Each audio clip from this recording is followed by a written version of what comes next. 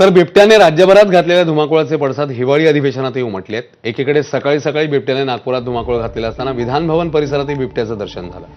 विधान भवन परिसरातला बिबट्या खराखुरा बिबट्या नव्हत्या, तर बिबट्याच्या वेशात आलेले आमदार शरद सोनावणे होते।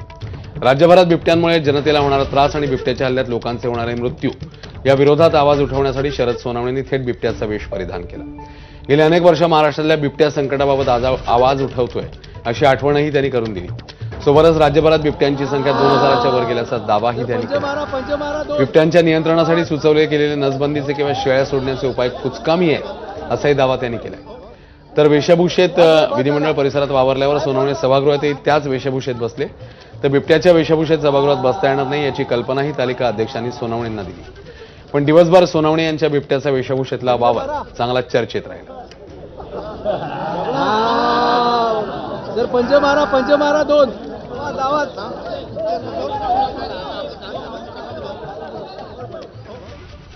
एकही जीव जाता कामा नये। एकाही जीवाची किंमत 25 लाख होऊ शकत नाही।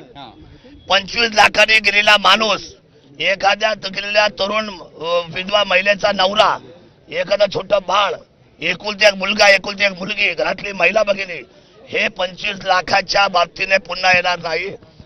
तातडीने शासनाने हे अधिवेशन संपायच्या अगोदर कुठल्याही परिस्थितीमध्ये 2 रेस्क्यू सेंटर, एक जुन्नर तालुक्यामध्ये आणि एक अहिल्यानगर मध्ये बनवावं, जेणेकरून हे आता इथून पुढे बिबटे हे तुम्हाला ट्रॅप करून त्याला बेशुद्ध करून त्याची आपल्याला एक आपण काय म्हणतो त्याला ब्लू स्टार ऑपरेशन, आपल्याला अतिशय मायक्रो ऑपरेशन करावं लागेल। तर बिबट्या मानवी वस्तीत येऊ नये यासाठी वनमंत्र्यांसह आमदारांकडून अजब उपाय सांगण्यात आले। जंगलामध्ये 1 कोटी रुपयांच्या शेळ्या सोडणार असल्याची माहिती वनमंत्री गणेश नाईकांनी दिली। तर नैसर्गिक अधिवासाबाहेर भिंत उभारा असा अजब सल्ला संजय गायकवाड यांनी दिलाय। मी असं म्हटलं की चार लोकांचा मृत्यू होणार आहे लक्षात घेऊन तुम्ही 1 कोटी रुपयाच्या शेळ्या तुम्ही त्याच्यात बेल्ट बांधून ते जंगलामध्ये सोडा।